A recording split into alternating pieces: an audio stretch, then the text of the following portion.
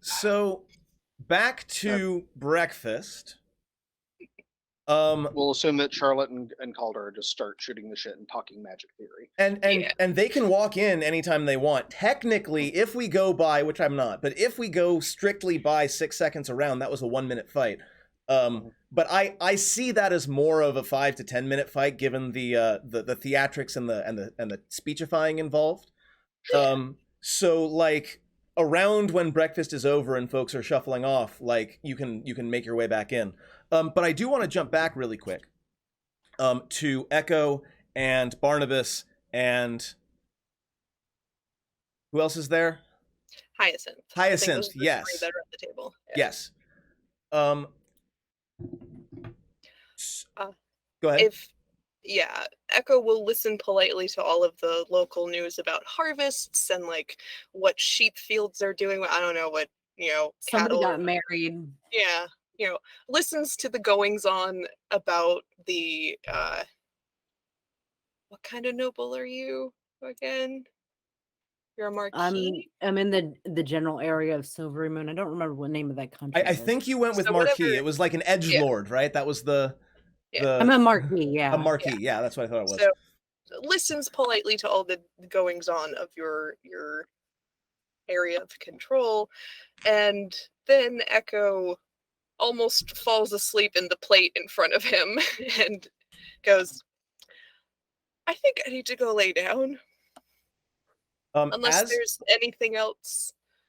As you do, Sven walks into the room. What the fuck? Sven, being a dwarf who is, because I haven't described him in a while, he's not dressed in the usual like plate armor or anything like that. He's dressed kind of in robes. He's wearing house slippers instead of boots. And he steps in, and he's holding a book in his hand that he's paging through. And Echo, you look up and you notice, like, you recognize this book. This is the book that Kreetha took off of wherever Kreetha went during the fight. Kreetha found a spell book, and I believe it was among your things. Did Sven show up? Did Sven show up like beforehand, or did he just show up in my house? Sven is showing up now. Like, this is a surprise to Hyacinth as much as it is to Barnabas. Okay, so like, I attack him. What the? Yeah, totally. Just like throw a plate, like. So yeah, how I love it. How do you attack him? You're on the other side of the room from him. You don't fucking walk into somebody's house during breakfast like that and expect to not be attacked, right? Totally, absolutely. How do you attack him? Straight up dagger. Awesome. You're on the other side. Are you throwing it or are you lunging at him? No, it's gonna get thrown. Awesome. Okay, let's do it. Just go ahead and make the attack roll on... Can this be a surprise attack?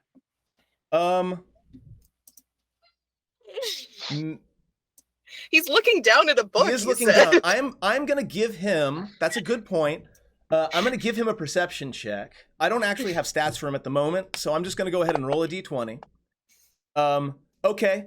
You want my, like, sleight of hand / stealth for this? He didn't get a No. He didn't do very well. Go ahead and make the attack. My intention is that I want sneak attack with this. Okay. Let me be fully clear. We will go ahead and he's a hardy dwarf. We'll go ahead and make that happen, yeah. He's at least a level 5 cleric, or a level 5 whatever. Yeah. Cleric or otherwise. Now surprised people don't get reactions, is that right? Yes. Yes. Yeah, no, they don't get any of their actions until it comes to their turn. Then after the end of their turn, they can have reactions. Okay, in that case, I know it's a house rule that some people use that with a dagger, like a concealed dagger, can cause sneak attack. Yeah, no, I'm fine with that. If you hit, you get the sneak attack. But I do want you to roll initiative really fast, because if he somehow, and he gets a +0 to his, if he somehow manages to beat your initiative, he will at least notice that it's happening. Go ahead and take your attack. And do it into chat. He notices that the energy is hostile. Oh! I believe you have an inspiration. Do you want to use that? I do have inspiration. I do have inspiration.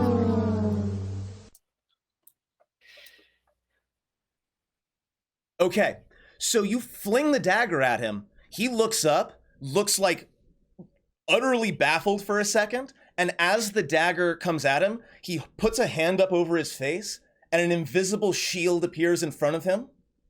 A vertical, we'll say, Like a tower shield? kind of like a tower shield etched in dwarven runes, just for a moment, and the dagger plinks off of it, hits the ground. He stops, looks up, and says, "Oh my!" I want to throw this. The dagger doesn't plink off of it; it gets stuck in it. In it, excellent. And it drops when it vanishes. And he looks up, and he like stammers for a second, totally, absolutely, wordless. And he looks over at Barnabas. Hyacinth has another dagger in his hand. He looks over at Barnabas, and Barnabas says, "Sven, you know to ask before you come to someone's house. Hyacinth, if you would be so kind, please. He's just an idiot." I was under the impression that you had to see a place before you teleported to it. I've never seen this person in my house. Sven looks sort of sheepish, and he kind of looks down, and Barnabas goes, and he looks at the book. "Were you sneaking through some people's stuff?" And he looks up and says, It is my job to help keep you safe from magical threats, and I sensed a magical threat. Or what I thought was a magical threat, but this is..." And he turns the page again. He's going to put two hands on the table and stand up and go, "You have broken the laws of hospitality." Oh my, I apologize very much. Yeah, that's a good place to start. He goes red. And Hyacinth is going to maneuver this entire group of people out of like the breakfast nook area, because this is a private place for people that are like part of the family and shit. And who the fuck is this guy? Hyacinth is going to be pulling some like big, like, "Sure, buddy, but also I'm a noble and you came into my house." Like dick swinging. The suggestion is to bonk the dwarf. Hyacinth did try that. And yeah, he is clearly not a particularly charismatic dwarf. Yes, his dump stat is charisma. And so he's kind of stumbling over apologies while also trying to explain that this is a spell book, and he thinks he knows what's in it. I'm gonna move us to like a hall, or like, the main area, like the receiving area, and then he can apologize to me, and then he can continue making a report to Barnabas. I'm assuming that because Barnabas indicated who he was, he knows him. Yes, and Barnabas does not look particularly happy with him at the moment. Hyacinth has seen Sven before at the very Hyacinth has seen Sven before. Yeah, but it's like not in my house. No. Yeah, absolutely. I don't have a stationary teleportation circle. I'm not that rich. So what the fuck? So, yes, he continues to make his report, and his report, once you're outside, or once you're in the waiting area. We're in an area that is like more public than private. And he says that two things. One, this is made by a wizard who is writing in Elvish. Two, the penmanship looks drow. And three, he says that some of these spells like reach the upper limits of what he can cast. Essentially, he's saying that there are spells of level 1 through 5 in there, and he wants to know what Barnabas wants done with it. But before Barnabas says anything, Echo, I believe it was in your stuff, right? No, that was... Kreitha handed it off to Calder, so that Calder could ask Charlotte about it. So if it was in Calder's stuff, I'm assuming he didn't take all of his bags and shit with, like, the bags are probably still in the carriage, which is where I'm guessing this dwarf started rifling through shit. Actually, I have a perfect idea, because Calder would have, like, it's like, "Oh yeah, I have a book for you." Yeah, just a real quick over to the sand. Out to the sand. Yeah. Oh, it doesn't seem to be. It doesn't seem to And be then in like here. I realize it's not in my stuff, and then I realize someone went through my stuff.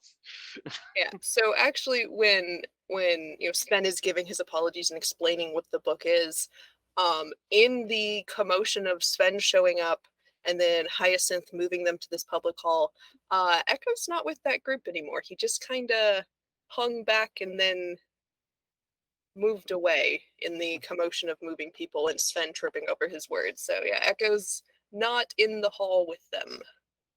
Sounds good to me. Yeah, so Calder, you will go ahead and approach and immediately see that this dwarf, who you know is the primary advisor to Barnabas, holding the book that was definitely in your stuff. You! The flinch is full body. From the very tips of his toes to the very, very top of his head, it is a full body, like, flinch, and he drops the book. Yeah, Hyacinth is also like still not like completely calmed down, pissed off mode. So like Echo's face, like the same face on Calder is also on Hyacinth. Sven kind of gets behind Barnabas, and Barnabas looks at him like this. Barnabas, please give me a very good reason not to turn your assistant into something small and flammable. Just do it. Just I think it's fine. It's my house. I would love to see that, but for now, he's just going to leave. Not quite. I will walk. Book now. I am dropping the spell book now that you know what's in it. I'm dropping it into the chat. You should be able to transfer it to your own character sheet, Calder. I'm going to leave it there for now because the entire point is to pass it to Charlotte. Fair enough. And in fact, if you want to just go ahead and put it in Charlotte's inventory, you can definitely Charlotte do that. is walking into the hall behind Calder, probably a little slower because she has not seen a dwarf that has pissed her off lately. So I'm going to go ahead and read through. I'm going to go ahead and read through these spells that are etched here. And I'm just going to go ahead and go from bottom to top, lowest level to highest level. This is a packed spell book. Detect magic, mage armor, magic missile, shield, witch bolt, tensor's floating disc, alter self, misty step, web, sending, lightning bolt, Evard's black tentacles, greater invisibility, and then at level 5, cloud kill and planar binding. Lightning bolt, lightning bolt, lightning bolt, lightning bolt, lightning. So this is a treasure trove of spells.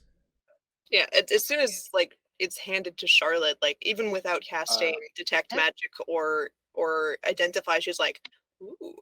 Yeah, and the last several pages are very much a mystery to Charlotte. Like you can understand what's going on up to about greater invisibility, but after that you're like, wow, I see what this is, but I don't know if I could. Point of order, she can't read the book right now. Oh right, but there's definitely like saying that this and this and this and yeah, this that makes sense. There, she's like nodding away. It's in the party sheet, Gnarl's spellbook. Perfect. And now it's in Charlotte's inventory. Excellent. All right, so we'll yeah, in fact, like Charlotte has heard the conversation of like, get out, we're going to turn you into something flammable, whatever. So she puts her hand on Sven's shoulder as he's talking about the book and like is steering him back out of the hall. Like, let me walk you out. Thank you. I did not finish my Eggs Benedict. Like, and you all noticed, Charlotte still has the glowing, shadowy armor and the sand cold around her. Like, she still has all that up. How long does Armor of Agathis last? Like an hour. Is it really an hour? Jesus. Yeah, it's an hour if you cast it at base level. Jesus. Calder will look at Barnabas and goes, your assistant has distinct issues with personal space. He does. If it happens again, I won't ask permission. I said it before. I would be very interested to see the outcome of that. But for now, he seems to be gone. We should talk next steps. And if he's watching, he will know that my threats are entirely genuine. Oh, believe me, I don't believe he. I believe he takes you completely seriously. Like, Calder looks like slightly singed and quite annoyed. Your hair's still sticking out. Still sticking up. When Barnabas says that to Calder, Hyacinth is just gonna say, but does he take me seriously? I would say he does now. Good. Because at this point, if he's sorry, wait, what? What did he do? What did he do before I got here? He walked into my house. Without the Lord's consent. Oh, most definitely. And went through my guests' things. He does what he believes. And intruded on me during a private breakfast. He does what he logically believes is best and has very little social graces. I think he can that even his pragmatic mindset can appreciate the fact that he just violated laws that would put place the Marquis within his rights to have his hands. And this is not the first time that he has discovered that there are consequences to his actions. It's very hard to cast spells without hands. That said, he is my vessel. So if anyone's hands are to be taken, and he puts his hands up, imploringly they would be his. at Hyacinth. If anyone's hands are to be taken, I will take his, because he does not need them. It is difficult to cast without hands. It's difficult to cast without hands, apparently. So I don't cast spells. Let's go ahead and take a break. We are at exactly the 2-hour mark. Excellent timing, everybody. That went perfectly. We're going to go ahead and take it. Camino's, I'm glad someone's on his side, because nobody else is. Hand it to the guy. Well, we're also like hand it to the guy. Oh, like this party has like a long history of deep annoyance towards Sven. So this is just that's very true. Hands, this is not the first time. Knees are a privilege, not a right.